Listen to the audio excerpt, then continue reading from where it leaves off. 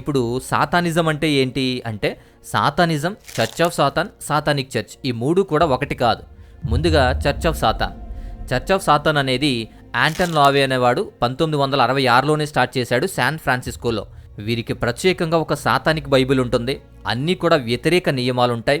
Black మ్యాజిక్ని నమ్ముతారు, చేస్తారు కూడా. అసభ్యకరమైన భావజాలాలు ఉంటాయి, బలులు కూడా ఉంటాయి, విచ్చలవిడి శృంగారం ఉంటుంది. ఇలాంటివి ఉంటాయి. వీళ్ళు దేవతలుగా మార్చుకుంటారు, అలా ట్రైన్ అవుతారు. మానవులను మరొక జంతి జాతుగా మాత్రమే చూస్తారు. ఇక సాతాను ఆరాధనలు, పాటలు ఇవన్నీ కూడా మామూలే.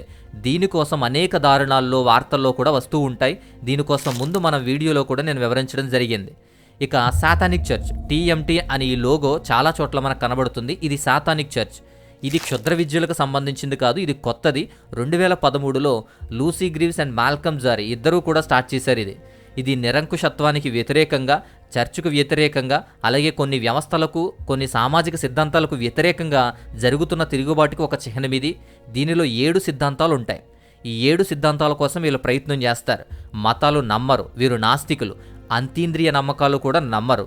సామాజిక పరంగా, ప్రభుత్వ పరంగా చర్చి విషయాల్లో వీరు పోరాటాలు చేస్తూ ఉంటారు. సాతాను ఆరాధన కానీ, క్షుద్ర విద్యలు కానీ, క్షుద్ర శక్తులు కానీ వీరికి ఏమీ ఉండవు. ఇక సాతానిజం అనేది ఇలాంటి వ్యతిరేకమైన ఉద్యమాలకు